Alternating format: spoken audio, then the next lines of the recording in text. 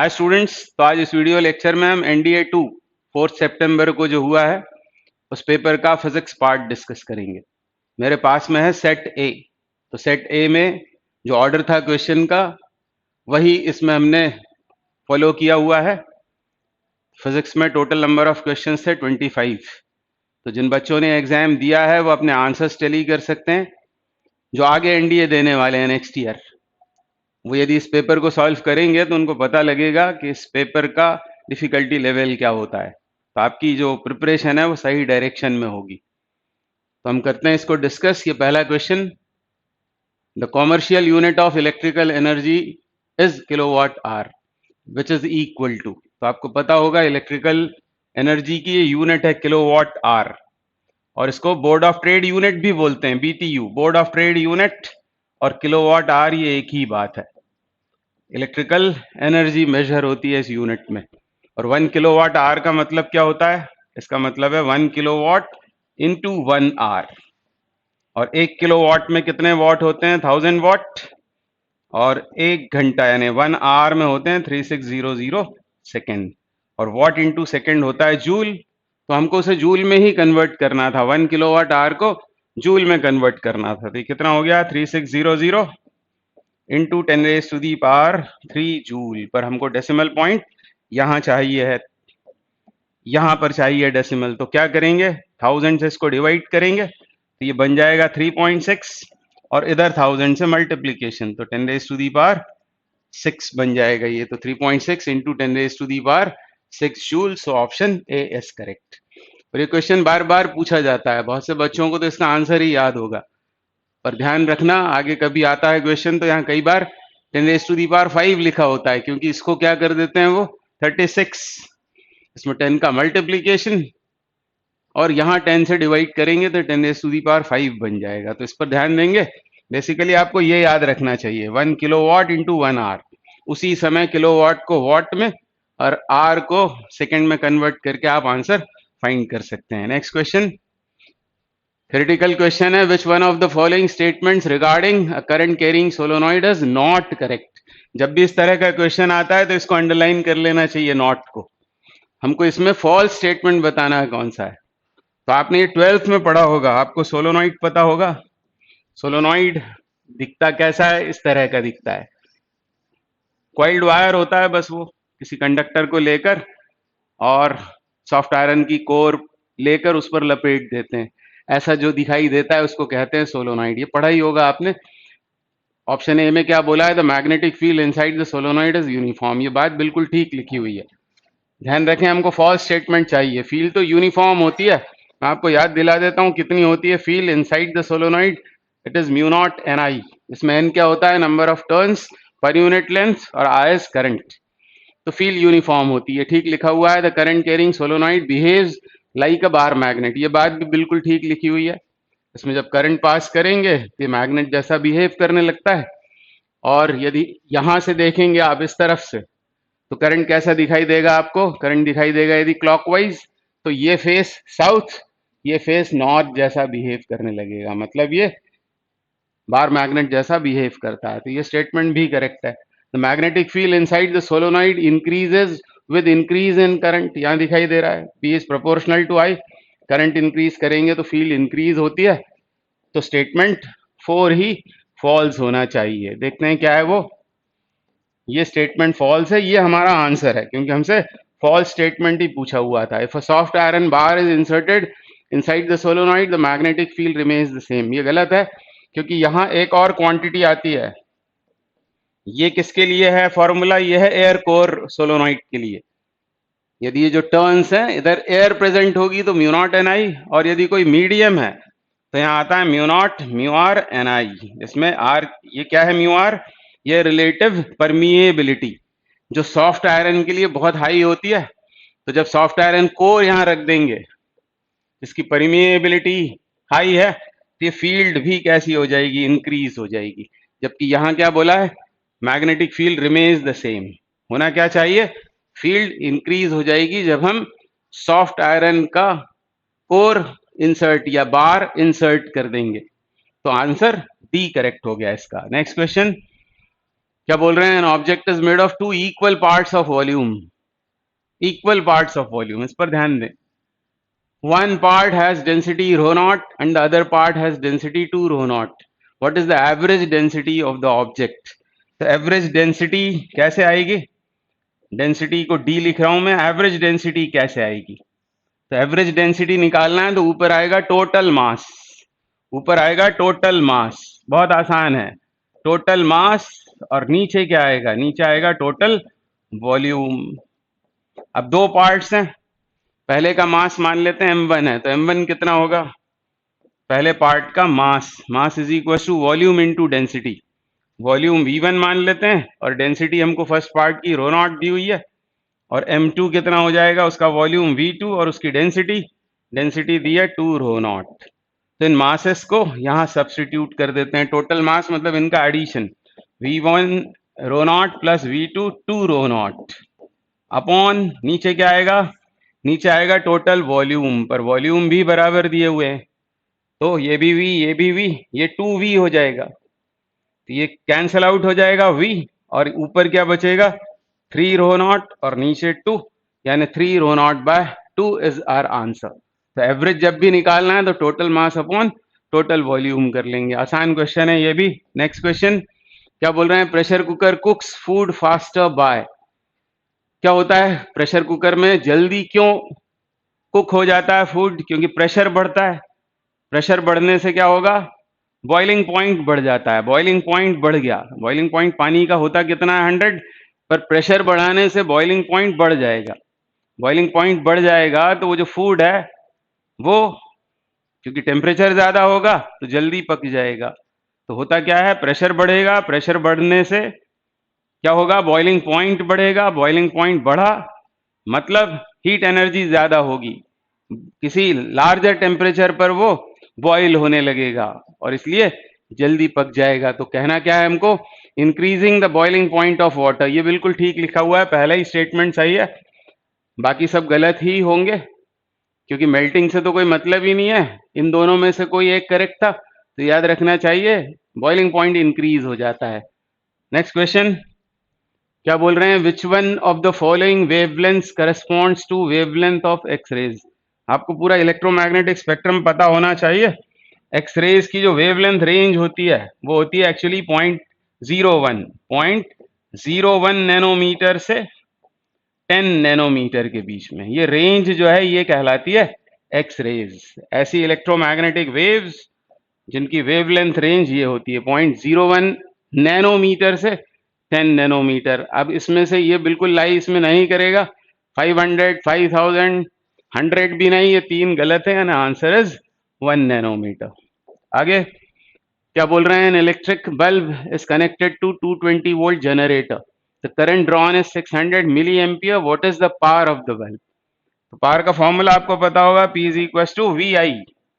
बहुत ही आसान क्वेश्चन है, वोल्टेज में करंट से डिवाइड कर मल्टीप्लाई कर देना है, 220 ये होगा वोल्ट, और करंट कितना है? करंट है 600 मिली एम्पियर, मिली को हमें एम्पियर में कन्वर्ट करना है, -3, ये 3 जीरो हटा दें तो ये कैंसिल, यही हमारा आंसर हो गया 132। क्या होगा आंसर? किस में आएगा? Volt into ampere will be what, 132 what. Answer A is correct. तो बहुत ही आसान सा पेपर था। When the pitch of the sound increases, pitch का मतलब क्या होता है? सबको पता होगा, फ्रीक्वेंसी से लेना देना होता है पिच का। आपने सुना होगा रोरिंग ऑफ लायन इज कैसा होता है? लो पिच साउंड, और हमिंग ऑफ बी क्या हाई पिच साउंड है, मतलब फ्रीक्वेंसी ज्यादा होती है। यानी सब्जेक्टिव यदि बात कर रहे होते हैं तो उसे पिच कहते हैं, और ऑब्जेक्टिव यानी जो मेजर करते हैं उसको कहते हैं फ्रीक्वेंसी। तो याद रखो कि पिच का लेना देना होता है फ्रीक्वेंसी के साथ में। तो यदि बोल रहा है पिच बढ़ा देंगे तो which one of the following increase, तो बोलना फ्रीक्वेंसी इंक्रीज हो जाएगी। अगला question, the human eye can see objects at different distances with contrasting illuminations, this is due to. तो सबको पता होगा, इसको कहते हैं power of accommodation, power of accommodation, तो accommodation of eye. Next question, what is the nature of velocity time graph for a car moving with uniform acceleration. VT curve की बात हो रही है, आपको पता है टाइम को हम एक्स एक्सिस पर और वेलोसिटी को वाई एक्सिस पर प्लॉट करते हैं, तब इसका स्लोप क्या होगा? tan theta. तो tan थीटा हो जाएगा dv by dt, quantity on Y axis upon quantity on X axis, या change in v upon change in t, और dv अपॉन dt क्या होता है? एक्सेलरेशन। अब क्योंकि इस क्वेश्चन में बोला है हमसे यूनिफॉर्म एक्सेलरेशन है, मतलब एक्सेलरेशन इज कांस्टेंट, और एक्सेलरेशन कांस्टेंट मतलब tan थीटा कांस्टेंट, यानी थीटा कांस्टेंट है, और थीटा कांस्टेंट यदि है तो ऐसा कब होता है? जब वो स्ट्रेट लाइन हो, यानी answer C is correct. Velocity time graph for a car moving with uniform acceleration would be a straight line. Next question क्या बोल रहे हैं? The amplitude of sound waves is measured in the units of. तो sound waves actually होती हैं pressure waves, तो amplitude वो displacement की ही मैक्सिमम वैल्यू होती है, तो टाइम नहीं, स्पीड नहीं, डिस्टेंस नहीं, बल्कि प्रेशर। इसकी यूनिट प्रेशर की यूनिट होगी, क्योंकि बात हो रही है साउंड वेव की। नेक्स्ट क्वेश्चन क्या बोल रहे हैं? Current of 0.6 ampere is drawn by an electric bulb for 10 minutes, which one of the following is the amount of electric charge that flows through the circuit. तो charge क्या होता है? Q is equal to current into time, simple, क्योंकि I is equal to Q by T, Q is equal to I into T. तो 0.6 ampere का current draw हुआ है, और टाइम कितना है? 10 मिनट्स। मिनट्स का हमको बनाना पड़ेगा सेकंड, क्योंकि करंट हम सब्स्टिट्यूट कर रहे हैं एम्पियर में, टाइम होना चाहिए सेकंड में, तभी फिर आंसर आएगा हमारा कूलम में। आंसर कूलम में दिए हुए हैं, तो बस ये डेसिमल हट जाएगा, 360 coulomb will be your answer. तो आंसर सी इज करेक्ट। अगला question, DC generator works on the principle of. AC generator हो या डीसी जनरेटर, होता क्या है? एक आर्मेचर होती है, उसको हम मैग्नेटिक फील्ड में रखकर रोटेट करते हैं। रोटेट करने से क्या होता है? फ्लक्स चेंज होता है, फ्लक्स चेंज होने से इंड्यूस्ड ईएमएफ और इंड्यूस्ड करंट प्रोड्यूस हो जाता है। जनरेटर का प्रिंसिपल है, तो ये बेस्ड है on Faraday's law of electromagnetic induction. C is correct. अगला question, the presence of magnetic field can be determined using which one of the following instruments. बहुत ही आसान क्वेश्चन। मैग्नेटिक फील्ड का प्रेजेंस ये कैसे पता लगाएंगे? तो मैग्नेटिक फील्ड से अफेक्टेड होती है मैग्नेटिक निडल, आपको पता है उसके ऊपर टॉर्क आता है, और वो अपने आप को फील्ड की डायरेक्शन में अलाइन कर लेती है। मैग्नेटिक निडल से हम मैग्नेटिक फील्ड का पता करते हैं। आंसर सी इज करेक्ट, बहुत ही आसान। Next, which one of the following statements about speed and velocity is correct. बहुत ही आसान सा क्वेश्चन था। यहां जाएंगे आप, स्पीड कैसी क्वांटिटी है? स्केलर, और वेलोसिटी वेक्टर क्वांटिटी है, ठीक है। तो ऑप्शन ये करेक्ट हो गया, क्योंकि यहां लिखा हुआ है स्पीड वेलोसिटी दोनों वेक्टर्स हैं, स्पीड एंड वेलोसिटी दोनों स्केलर हैं, ये दोनों हो नहीं सकते। स्पीड वेक्टर, वेलोसिटी स्केलर, ये उल्टा लिखा हुआ है। Option D is correct. Next क्या बोल रहे हैं? Two convex lenses have focal length 50 centimetre and 25 centimetre, दोनों ही कॉन्वेक्स हैं। If these two lenses are placed in contact, then the net power of this combination will be equal to। तो कभी भी ये तो हो ही नहीं सकता है नेगेटिव। क्यों नहीं हो सकता है नेगेटिव? इसलिए नहीं क्योंकि दोनों कॉन्वेक्स हैं, कॉन्वेक्स की फोकल लेंथ पावर दोनों पॉजिटिव होती है। हमको चाहिए नेट पावर, तो P is equal to P1 plus P2, P1 plus P2, और पावर डायोप्टर में क्या होती है? 100 upon focal length in centimetre. Focal length पहले की कितनी है? 50, तो ये पहले लेंस की पावर आ जाएगी, और दूसरे लेंस के लिए क्या करेंगे? 100 अपॉन 25, तो ये कितना हुआ? 2, ये हुआ 4। Obviously the answer is 6 dioptre. 6 dioptre is the answer. पर यदि +6, वैसे बोलना चाहिए था यहाँ +6, पर नहीं दिया हुआ है ना 6 डायोप्टर, तो ऑप्शन बी करेक्ट हो गया। इजी है। अगला क्वेश्चन क्या बोल रहे हैं इस क्वेश्चन में? विच one of the following terms can not represent electrical power. तो पावर के फॉर्मूला आपको पता होंगे, ये तो सबसे पहला फॉर्मूला VI, ये तो सही है। हमसे बोला कैन नॉट रिप्रेजेंट, कौन सा नहीं है इनमें से ये हमको बताना है। VI तो करेक्ट है, I²R भी करेक्ट है, V²R भी करेक्ट है, क्योंकि V बराबर यदि आप IR डालोगे तो ये बन जाएगा I²R, इजी। और V²/R क्यों? क्योंकि I को हम V/R लिखेंगे तो V²/R हो जाएगा। नहीं, ये सही है, ये सही है, ये सही है, गलत तो ये है, तो हमारा ऑप्शन यही हो गया, ऑप्शन बी इज करेक्ट। फिर The refractive index of crown glass is close to 3/2. The speed of light in air is c.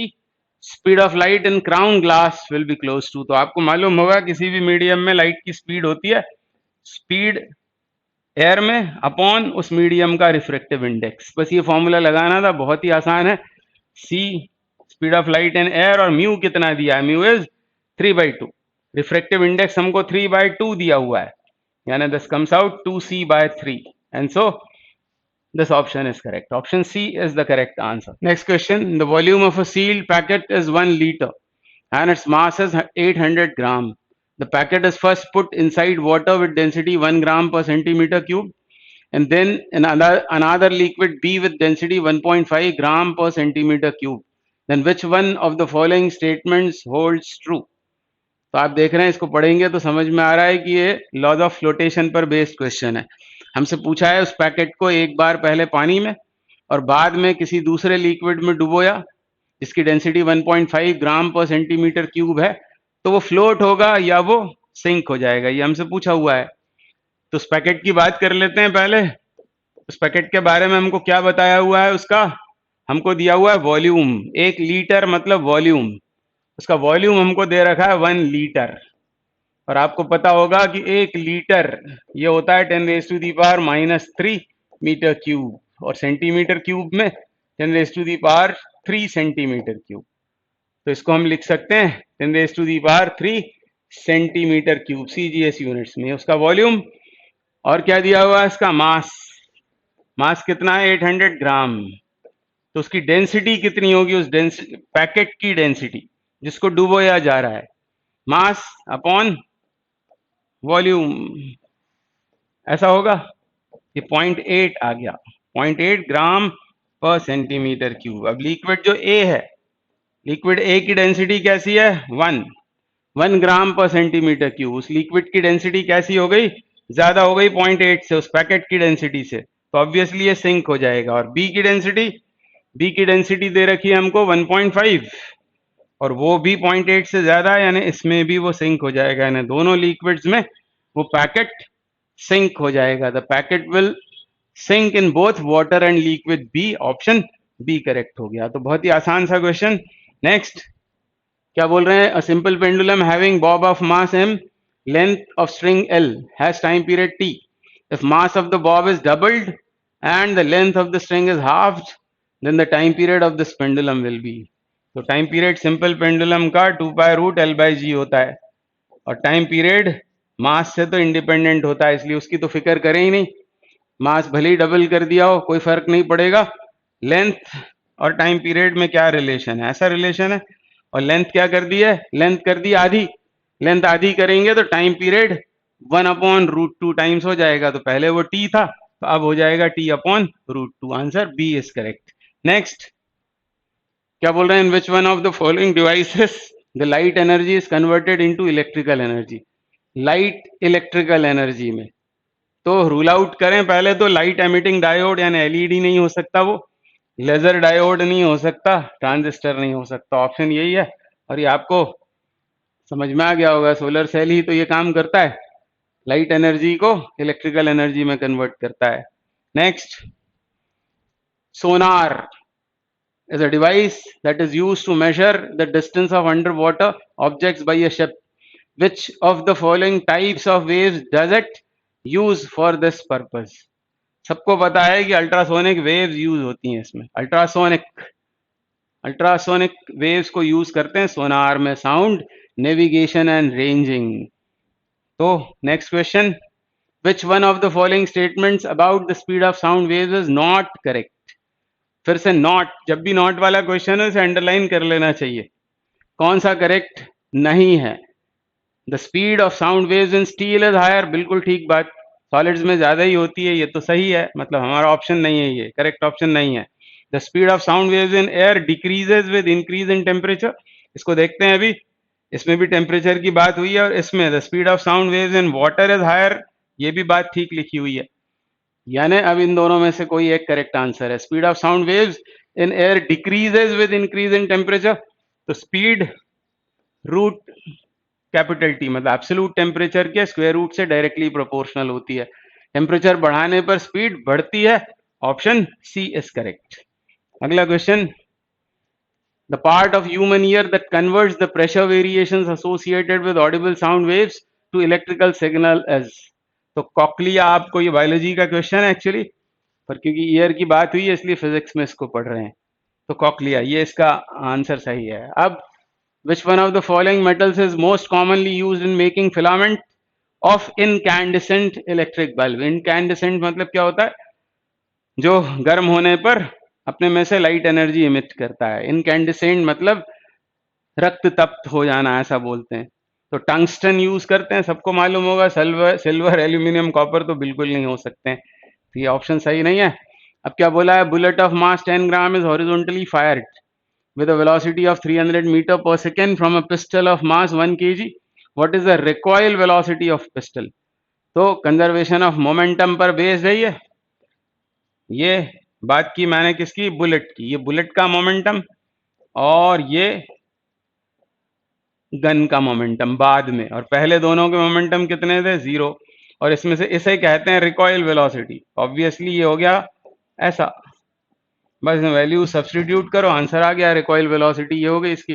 Small M कितना है, 10 ग्राम, ग्राम का बना लो किलोग्राम, क्योंकि आंसर मीटर पर सेकंड में है। और वेलोसिटी कितनी है, velocity is 300 metre per second and mass of gun, capital M is mass of gun which is 1 kg। बस ये आंसर है, तो आसानी से निकल आएगा आंसर अब आपका। ये 3 जीरोस कैंसिल, इससे कैंसिल, यानी 3 metre per second is our answer, and so option B is the correct answer. ठीक है। और यदि 3, ये वाला भी एक आंसर है, इसको भी हम, इसको हटा देता हूं अब मैं, क्योंकि इन्होंने इसको डायरेक्शन के साथ में लिया हुआ है। ये माइनस साइन भी अकाउंट में लिया हुआ है इन्होंने डायरेक्शन के लिए। तो more correct is this, 3 metre per second, और -3 भी यदि है तो -3 ज्यादा सही है। -3 का मतलब है कि बुलेट यदि फॉरवर्ड डायरेक्शन में गई है तो गन बैकवर्ड डायरेक्शन में मूव करेगी, तो ये डायरेक्शन का नेगेटिव साइन है। नेक्स्ट क्वेश्चन, माइक्रोफोन कन्वर्ट्स, सबको मालूम होगा माइक्रोफोन में हम जब बोलते हैं तो कौन सी एनर्जी, इनपुट में कौन सी एनर्जी होती है, साउंड, और वो किस में कन्वर्ट होती है, इलेक्ट्रिकल सिग्नल्स में, यानी sound waves to electrical signals, ये इसका आंसर है। फिर ये सब कुछ खत्म ही हो गया, 25 क्वेश्चन थे, सभी हमने सॉल्व किए। तो आंसर इसमें से मैच करो, और आपको समझ में आ गया होगा कि पेपर का डिफिकल्टी लेवल बहुत नहीं होता, पर हमको मोस्टली कौन से चैप्टर्स पढ़ने चाहिए। एक तो मैकेनिक्स में बहुत ज्यादा नहीं, काइनेमेटिक्स से क्वेश्चन देखा आपने, 2-2 क्वेश्चंस आए हुए हैं। लॉज ऑफ मोशन से एक क्वेश्चन आया, वर्क एनर्जी पावर से कुछ नहीं, रोटेशन से कुछ नहीं। फिर ग्रेविटेशन, ये इंपॉर्टेंट टॉपिक है, एसएचएम इंपॉर्टेंट टॉपिक है, वो भी उसके बहुत बेसिक टाइप के क्वेश्चंस। इलेक्ट्रिसिटी और मैग्नेटिज्म, ये मोस्टली पूछा जाता है आपके एनडीए के एग्जाम में। तो all the best and thank you very much.